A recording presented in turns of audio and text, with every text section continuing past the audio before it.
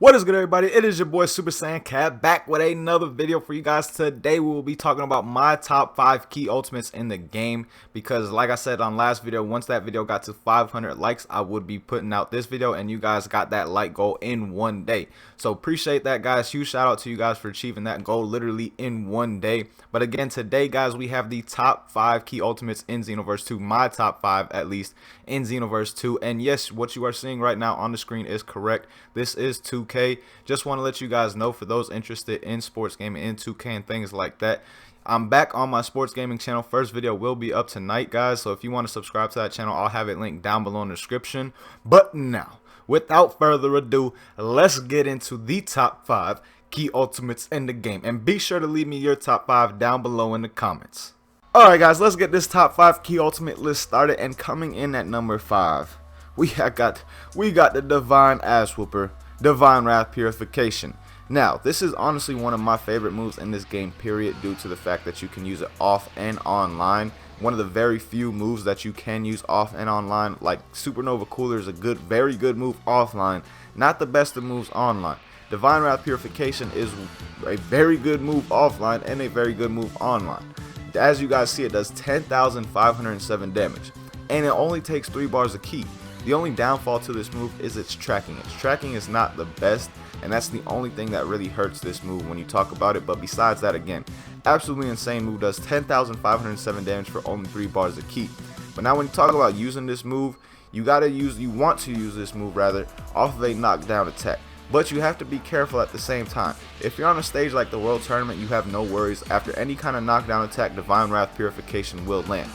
But if you're on a tournament where the map is a lot bigger and the distance between you and your opponent off the knockdown is a lot greater, then you don't want to use it immediately off your knockdown attack. What you want to do after that is, after you're knocked down, go like this, get up in the air, use a bar of stamina, get close to your opponent, and then fire it from right there to make sure that it lands. Due to the fact that, again, the tracking is not the best, you want to do that on a map that is bigger, because if not, you're really not going to land the move with a lot of consistency. But if you use it that way, use a bar of stamina, you will land the move all day, every day. And again, it does insane damage, doing 10,507 damage, and it's only a 3 key bar ultimate. So with that, it becomes my number 5 top 5 favorite ultimate to use online. Now, it's the best move in the game as far as key ultimates go all around, because again, one of the only moves you can use on and offline. Alright guys, coming in at number 4, we have times 20 Kaioken Kamehameha. Now this move is very slept on, very underused and underrated in my opinion. It does insane damage. As you guys see, it does 9,967 damage, which is pretty good. It's not as strong as Divine Wrath Purification, but the reason I have it ahead of Divine Wrath Purification is because it has way more uses and it is way more guaranteed to land, no matter the map you're playing on or the situation. Like I said, with Divine Wrath Purification, that is a move that you want to use. If you're going to use it off a knockdown, you have to make sure that you're not too far from your opponent, and you use it off a knock away, you have to make sure that you time it right or it will not land, due to the fact that the tracking is not that good on that move. But with times 20 Kaioken Kamehameha, this is basically a guarantee to land with a stamina break for sure, but you can even use this move without a stamina break. Now you have to be careful. You have to make sure that your opponent's stamina is not above 2 bars or anywhere near that 2 bar mark to where they can use their stamina, or they will be able to use a Z Vanish to get out of this before the actual Kamehameha comes.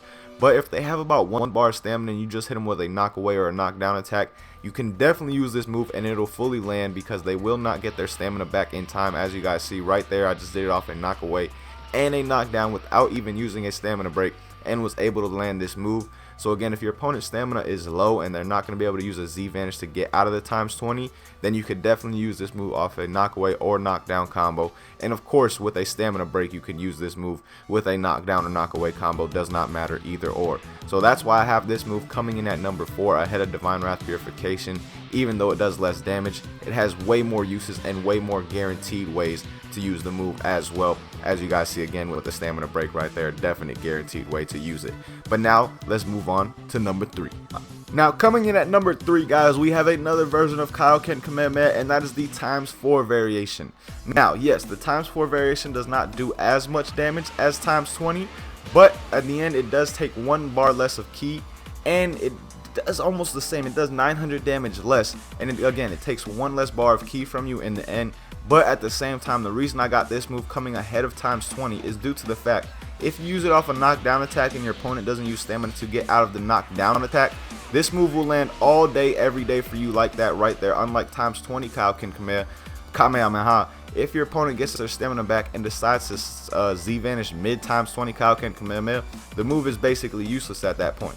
Once you're hit with times 4, you can't do anything but use your evasive to get out of it. So that's why I really like times 4 Kaioken Kamehameha. One of the only moves that you can use like this without having to use a stamina break, and still does insanely good damage like I said before. Now you want to make sure to get that good damage that you time your the double burst correctly, because if you time it too early, say you just do it recklessly like this right here, it's not going to do nearly as much damage. You'll still get a good amount. You'll get 7,471 right there if you just do it immediately. But if you hold on and time it correctly, you'll get around 9,000 to 9,200 damage with the move, which is an insane difference from 7,471. But again, the reason I got this move coming in at number 3 as opposed to number 4 like times 20 Kaioken Kamehameha, because it is a guarantee to land off of any kind of knockdown attack. You will always land this move. Please do not be one of those people though that just spam it out of nowhere because it is so quick. Use the move properly out of combos and things like that. Again, do not be one of those people that just use the move randomly and kind of spam it, because there are those people, because the move is just so quick. But again, that's why I have it coming in at number 3, and now we'll move on to number 2. Alright guys, now we're down to the final 2 ultimates on the list, number 2 and number 1, and coming in at number 2 we have a tie. We have a tie of the Fusion Kamehamehas. We have Final Kamehameha and times 100 Big Bang Kamehameha. Now the reason we have these moves coming in at a tie is because they are basically the same thing as far as damage goes. Times 100 does do a little bit more damage, but it's not by much. Final Kamehameha at max damage will give you a total of 10,798, whereas opposed to times 100 Big Bang Kamehameha at max damage, you'll get a total of 11,236. Now that is while you are locked onto your opponent. With times 100 Big Bang Kamehameha, you can do more damage if you are locked off to your opponent, like right here. And as you guys see right here, it now does a total of 14,596 damage, which at first seems very OP. But when you think about it, to use that move, you're going to have to use a heavy stamina break if you want to use the times 100 Big Bang while not being locked on. You're going to have to use a heavy stamina break in order to do so, as opposed to just using a regular stamina break combo after a light break and then using the regular version of times 100 Big Bang Kamehameha. You'll actually get more damage out in the end. As you guys see right here, without Sledgehammer or anything like that, I'm still going to be able to do more damage with this stamina break combo as opposed to using the times 100 Big Bang Kamehameha by itself with the sweep after a heavy knockdown, heavy stamina break. And even after that, as you guys saw right there, there was still more time where I could have charged that Trunks and gave him some additional damage. That's not going to happen if you use the sweep version of times 100 after a heavy knockdown, heavy stamina break. But as you guys see right here, Trunks still has a little bit of time where I could have charged in and done some additional damage. And again, I didn't even use Sledgehammer or Wild Hunt in that stamina break combo to add an additional about 3,000 damage to it in total. So in my opinion, times 100 Big Bang Kamehameha is a lot more useful without using that sweep factor while you're so just use it while locked on, guys, after a stamina break combo, just like I showed you right there, and that's really the best way to use it. Now Final Kamehameha, on the other hand, this move can be used off of a knockdown attack, knockdown combo, or a knockaway combo. When it comes to a stamina break, it does not matter. You can use this move off a knockaway or knockdown attack. Again, both of them do around the same damage, so you're going to get the same kind of damage output in the stamina break combo. So that is really why I have these moves coming in at number 2 with a tie, because they basically do the same amount of damage when it comes to the stamina break combo. And that's what's really important when you're talking about online, because you're not going to land these moves without using a stamina break. So that stamina break combo and how much damage you can output through it is what really counts when you're talking about online PvP play, in my opinion. But now we're going to move on to the number 1 key ultimate in the game, and I think this is probably everyone's number 1 key ult in Xenoverse 2, hands down. Now coming in at number 1, we got the ultra disrespectful, insanely OP Meteor Burst. Now this move right here, guys, honestly one of the best moves in the game. Like, I mean, probably is the best PvP move in the game, whether it's strike or key based. The best move in the game, does the most damage, and it only takes 3 bars of key. Check how much damage you're gonna get for a 3 key bar move. you're going to get a total damage of 12,556 damage with a move that only takes 3 bars of ki.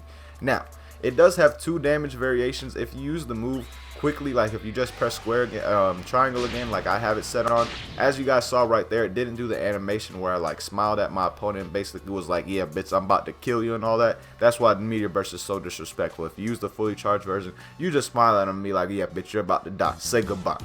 So that's why it's so disrespectful. But talking about the different variations in damage, again, if you press the button again, it'll do a lot quicker variation, but again, this part does not do as much damage as opposed to if you just let it get held down by itself, just don't do nothing, smile at your opponent, say goodbye, you're gonna do more damage that way. But in the end, guys, of course, you can only land that off of a heavy stamina break. You're not gonna land that fully charged Meteor Burst any other kind of way, so I like to use the regular version better.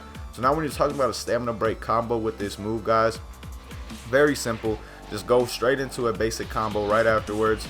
Boom, knock down to the ground, and then transport to him, hit him with a Meteor Burst. And then that's still not the end of your combo though. You can still use other moves with Meteor Burst. How I just comboed Lightning of Absolution. You can combo moves like Burning Attack, Savage Strike. There's a lot of other moves that you can combo into the end of Meteor Burst, because with Meteor Burst, if you guys noticed, at the end of it, your opponent gets knocked up into the air and he's basically just left there floating. I forgot he had his guard on. Now again, as you guys see right here, your opponent gets knocked. How did he block that when I was behind this man? I didn't know that was possible. Okay, you're just gonna get stamina broken this time, bitch. But again, as you guys see right here, watch Trunks go up in the air and see how he's just kind of floating for a second there. A lot of moves will land in continuation with Meteor Burst. Honestly, if you have enough ki, you can use certain ultimates after Meteor Burst. So that's what makes it even that much more OP, because it's not done once the Meteor Burst is done. You can still do so much more after that as well, making this move insanely OP. Like, you can literally put together like a 24,000 to 25,000 damage combo with just a regular stamina break if using Meteor Burst correctly, and that's crazy to think about. That's 2.5 bars of health with just a regular stamina break combo, because Meteor Burst is so OP. Not only does it do a lot of damage, but it sets you up for other moves as well to follow up with afterwards. So that's why we got it coming in at number 1. Without a doubt, the best move, the most OP move when it comes to online play as far as ultimates go, because it does so much damage, but at the same time only takes 3 bars of ki, guys. That's what just makes it so much better than all the other moves, besides the fact that you can combo into something else immediately afterwards as well. But that is my top 5 list. Let me know what you guys think of my list down below in the comments, and let me know your top 5 list down below as well, because I want to know what you guys think on the ki ultimates in this game, because there's way more ki ultimates in Xenoverse 2 as opposed to Strike ultimates. Strike ultimates, mostly everybody's list is kind of similar when it comes to that, because there's not that many moves to choose from. But with the ki ultimates, there are a lot of moves to choose from, so I'm really curious to see what you guys' top 5 list is looking like. So be sure to leave that down below in the comment section. But till next time, hope you guys have a good day. As always, thank you guys so much for watching. Until then, peace, y'all.